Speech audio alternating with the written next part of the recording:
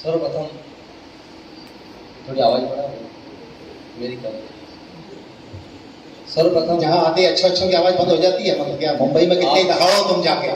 आप सब लोगों को हिंदू नव वर्ष की हार्दिक शुभकामनाएं।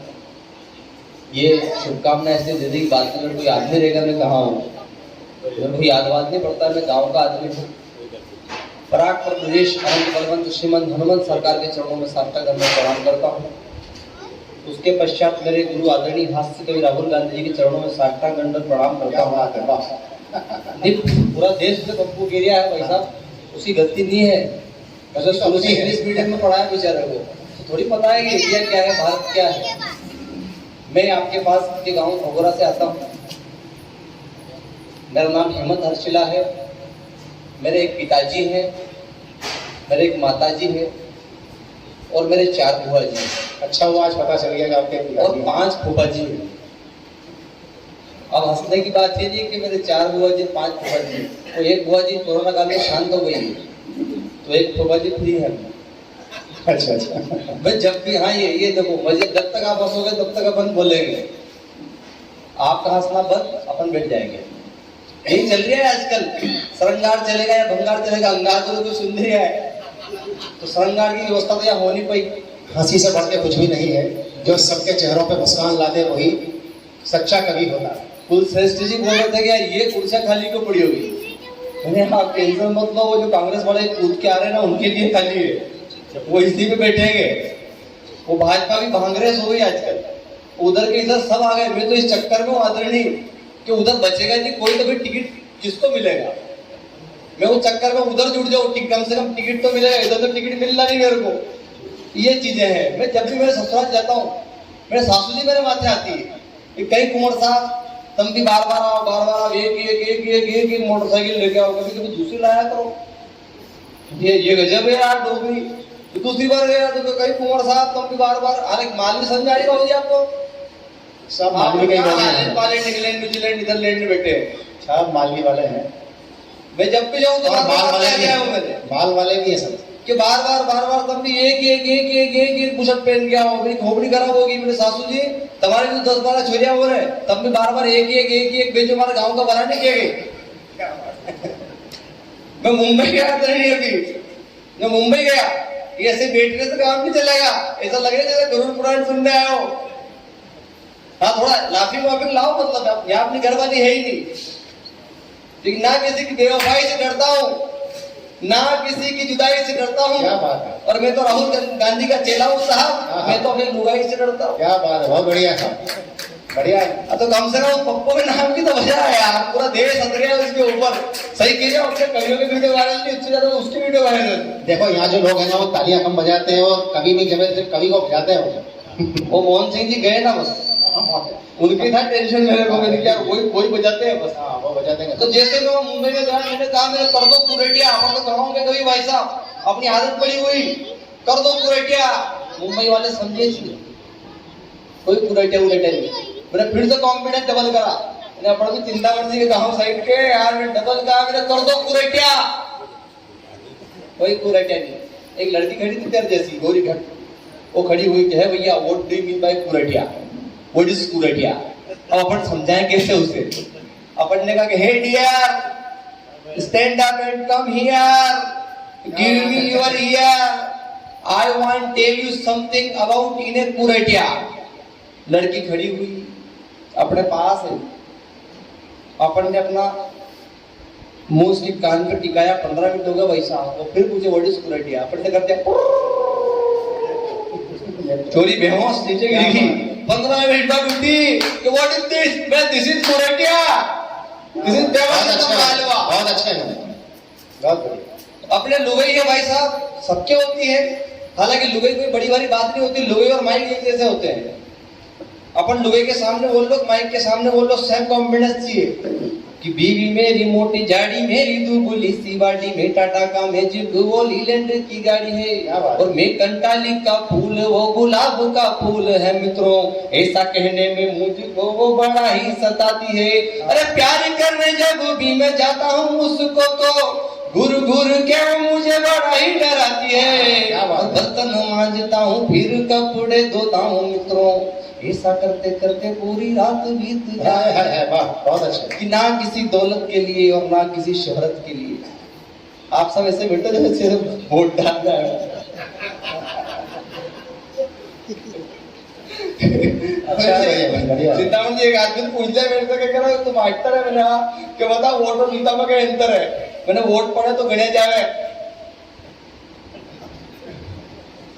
जूता पड़े तो नहीं गणे जावे। तो ये चीजें वो एक आदमी ईवीएम के सामने खड़ा 15 मिनट हो गए ऐसे कर रही है। मैंने कहा भाई तेरे मालूम नहीं पड़ रही हो दबा था कहीं का भी घटका। लेकिन पैसा भी याद बात सब पड़ रही मारे मालूम भी कहाँ देनो। लेकिन हमारे याद नहीं पड़ रही रहते 1000 रुपया और 2 क्वार्टर तुम देगी तो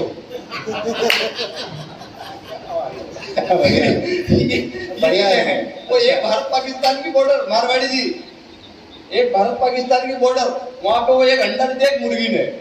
अब उसकी लड़ाई होगी पाकिस्तान के और भारत के सैनिक के बीच में कि ये तो मेरा नहीं, ये तो मेरा। अब इंडिया के सैनिक बड़े चतुर सैनिक, उन्होंने कहा कि यार ये तो अपना इंडिया का, उन्होंने की नहीं है तो अपना, तो उन्होंने कहीं करा तो एक सिस्टम कर लेते हैं, अपन एक प्रतियोगिता कर लेते हैं कि जो ज्यादा रेपटा लगाएगा ये अंडा उसका।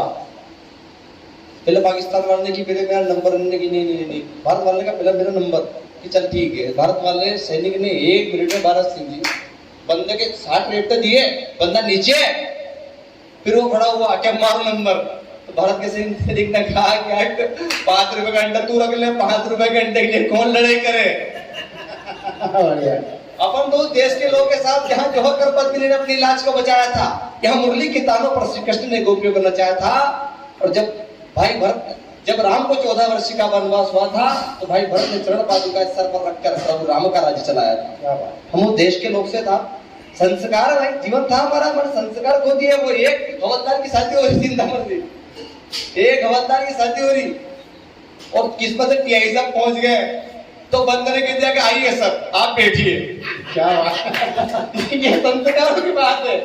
मैं भी गरीबी को अमीरी से बांट लेता, चमचा बंदूकों को सुखों से बांट लेता और खुददार हूँ इसीलिए गरीब हूँ साहब। अमीर हो जाता अगर मैं भी किसी के तल में चाट लेता कि ना दौलत के लिए और ना किसी शोहरत के लिए। अरे हम तो चले आए हैं आपकी मोहब्बत के लिए। तो ये चीजें हैं भाई साहब। 4 पंक्तियां पढ़ता हूं कि पंकज बनने हेतु पंख में गढ़ना बहुत जरूरी है और शीर्ष पहुंचने हेतु शीर्ष पर चढ़ना बहुत जरूरी है। और टूट रही हो मर्यादाएं देश धर्म की नित नित जब, टूट रही हो मर्यादाएं देश धर्म की नित नित जब, देश धर्म की रक्षा खातिर तब लड़ना बहुत जरूरी है, तब लड़ना बहुत जरूरी है कि राष्ट्र काम के उद्घोषक भर जो हिंदू की शान बने, प्राणों का यूं मोहन रखा जो हिंदू का मान बने। अपने नन्हे नन्हे कर्मों से वो सागर तक को नाप जाते थे, उनका नाम सुनते ही मुगल थर थर कांप जाते थे। वो ऐसे राष्ट्र के प्रणेता और वो ही मुगलों के बाप थे जो जीवन पर्यंत लड़े स्वाभिमान की खातिर। वो महाराणा प्रताप थे, वो महाराणा प्रताप। राष्ट्रवाद की बात हुई, आदरणीय भाई साहब ने राष्ट्रवाद की बात की। हालांकि मैं राष्ट्रवाद की बात इसलिए नहीं करता क्योंकि मैं हास्य का कवि हूँ और कहीं ना कहीं ये सब लोग प्रबुद्ध हैं। मैं तो जबरदस्ती कवि हूँ साहब। कालिदास साहित्य अकादमी के छोटी छोटी गोष्ठियां अटेंड कर करके थोड़ा सा कॉन्फिडेंस बढ़िया हो गया तो पूरे देश में जाने लग गया। और ये भाई साहब का आशीर्वाद रहा है, चातक जी का भी आशीर्वाद काफी रहा है। उन्होंने छोटे मोटे गाँव में मेरे को बहुत अच्छे मंच दिए और इन्हीं मंचों की बदौलत इस आगर मालवा जिले का मैं सदैव ऋणी रहूंगा कि मैं जैसे छोटे से बच्चे को पूरे मुंबई तक की यात्रा करवाई है। और आज कहीं ना कहीं परमात्मा का आशीर्वाद है, आप सबका आशीर्वाद है और आपकी इस आशीर्वाद के नाम पे ताली बजाओ आप। मतलब ऐसा नहीं कि आप भी बजाते रहोगे, बैठे बैठे देखते रहोगे। कि 9 मई 1540 को जयवंता बाई ने ऐसा लाल जना, वो मेवाड़ मुगटी मनवाना ही मुगलों का काल बना। अरे उदय सिंह पिता थे उसके, सिसोदिया उसका वंश था, क्या रजपूती तेवर थे उसके, वो महाकाल का अंश था। एक हाथ में महाराणा के 81 किलो का भाला था, पवन वेग से उड़ने वाला चेतक मत वाला था।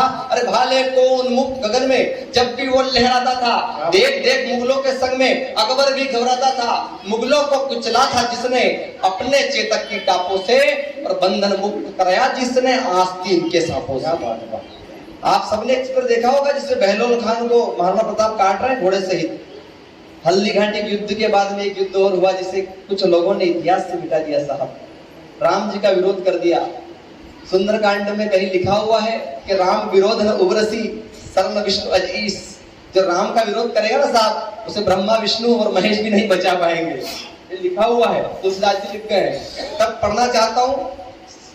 7.5 फीट ऊंचे दैत्य समान बाहुबली बहलोल खान को बुलाया था साहब, ताकि महाराणा प्रताप को डरा करके मारना चाहते थे मुगल। तब महाराणा प्रताप ने तलवार की एक ही बार से घोड़े सहित उसके 2 टुकड़े कर दिए थे। अंतिम पंक्तियां पढ़कर अपना स्थान ग्रहण करता हूँ कि बात पुरानी दिव्य युद्ध की आज तुम्हें बतलाता हूँ, शौर्य वीरता महाराणा की आज तुम्हें दिखलाता हूँ। अफगान देश से अकबर ने बहलोल खान बुलवाया था, बीच समर में राणा है तू बड़ा जाल बिछवाया था। अकबर ने सोचा कि बहलोल राणा को मारेगा और भय खा करके राणा तो आज युद्ध से भागेगा, लेकिन राणा ने शतरानी के रक्त को गर्वित कर दिया और पलक झपकते ही महाराणा ने युद्ध परिवर्तित कर दिया। नभ के कोहरे से उस दिन राणा ने अंशुमान को छाड़ दिया और एक बार में घोड़े संग बहलोल खान को 2 भागों में बांट दिया। बहुत अच्छा, बहुत अच्छा। जब से आए तब से मुझसे कह रहे हैं कि यार वो टेबल कहाँ है, वो लगाओ टेबल कहाँ है, वो लेक्चर डेस्क। अब वो मैंने बहुत प्रयास कर लिए मांगीलाल जी, मैं क्षमा प्रार्थी हूँ आपसे, मुझे वो लेक्चर डेस्क अभी तक नहीं मिल पाई। मैंने श्याम जी को भी 2-3 बार बोल दिया। अब चिंतामन जी चूंकि अपनी एक अलग दुनिया में है, चिंतामन जी को बहुत सारी चिंता है, इसलिए उनको एक नया टेंशन में देना नहीं चाहता अभी। और मैं आपसे निवेदन करूं कि आपको रचना पढ़ने में कहीं कोई दिक्कत तो नहीं आएगी ज्यादा? अच्छा, नहीं आएगी। मैं चाहूंगा कि एक आध कोई गीत आपका कोई अच्छा सा, यदि बगैर संगीत और उसके जम सकता हो, या आपकी कविता जैसा आपका मन करे। बहुत प्रबुद्ध श्रोता यहाँ के स्वयं के विराजित है, उपस्थित है, सब शौकीन लोग हैं, और आपका स्वयं कला में माँ 64 की नगरी में बहुत बहुत स्वागत है। सर्वप्रथम अखंड ब्रह्मांड के नायक, विश्व वंदनी प्रातः स्मरणी, हमारे पथ प्रदर्शक, मार्गदर्शक, जीवन के रक्षक, वंदन करता हूं, अभिनंदन करता हूं। मेरा सबसे बड़ा सौभाग्य है कि आज इतनी विशिष्ट अकादमी में मुझे आमंत्रित किया गया, इसलिए इस अकादमी को, आदरणीय सारे कविगणों को और शुद्धि श्रोताजनों के चरणों में नतमस्तक प्रणाम करते हुए आज की एक छोटी सी रचना, स्वागत, कालिदास साहित्य अकादमी पर छोटी सी रचना लिखी है। चूंकि गीत रचना करता हूं, इसलिए गीत में आपको सुनाता हूं, और जब भी कभी अवसर मिलेगा तो फिर संगत के साथ सुनाऊंगा, पूरी टीम के साथ। बहुत बहुत धन्यवाद। सुनिए, स्वागत। वंदन करवा दे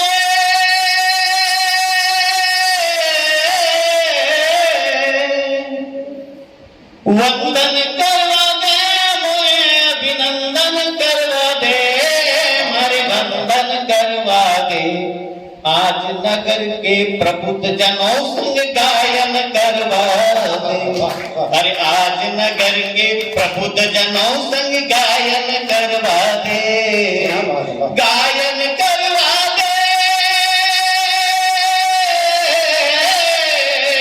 गायन करवा दे, इनका दर्शन करवा दे, मारे दर्शन करवा दे।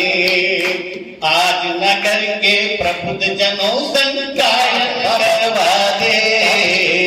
आज साहित्य अकादमी में गायन करवा दे। महापर्व की छठा निराली दर्शन करवा दे। ये छोटा मोटा पर्व नहीं है बंधुओं, हिंदू धर्म और जिसका सबसे बड़ा अगर कोई त्योहार है तो वो है हमारा अभी नया वर्ष जो लगने वाला है, और उस वर्ष के स्वागत में, वंदन में, अभिनंदन में इस संस्था ने जो आज महान कार्यक्रम रखा, उसके लिए मैं कह रहा हूं कि महापर्व की छठा निराली दर्शन करवा दे। बालक युवा वृद्धजन युवक युवती, बालक युवा वृद्ध युवक युवती, सबका दर्शन करवा दे, दर्शन करवा दे। आज नगर के प्रबुद्ध जनों संग गायन करवा दे। कालिदास साहित्य अकादमी में दर्शन करवा दे। जिस देश धरा पर जन्म लिया मोह कर्ज चुकावा।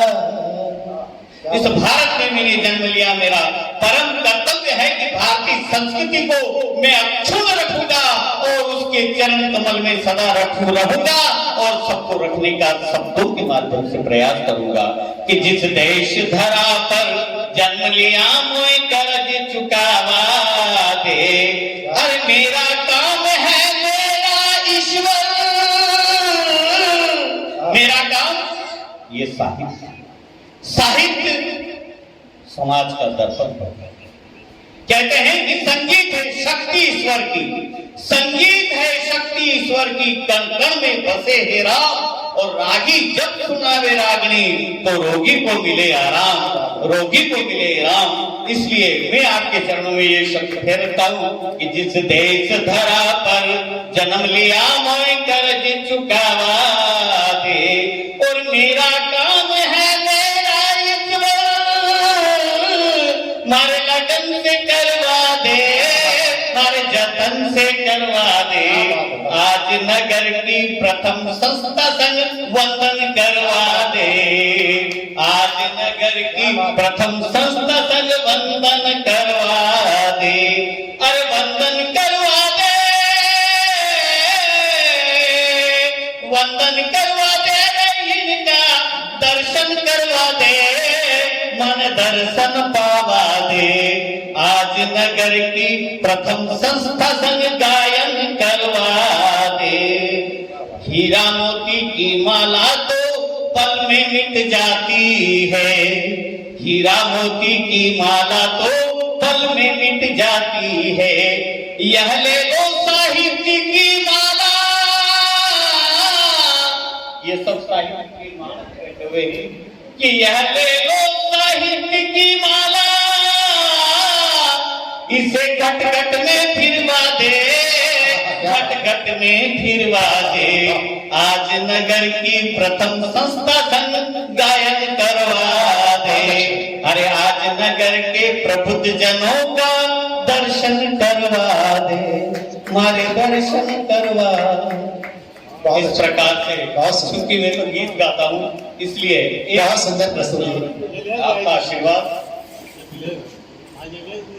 वीर रस पे थोड़ा सा पानी का मग्गा ले और वो आकाशवाणी और दूरदर्शन से भी रिले हो चुका है। तो मेरा सौभाग्य कि कम से कम आपके बीच रखने का प्रयास करूं। पानी पी लो। ये प्यारा है जो आप सब मिल याद करें और गाएं सोवा। क्या कहूँ छवि मेरे देश की और मुख से कहीं नहीं जाए। छोटा मुख बातें घनी जुगागर में सागर समा।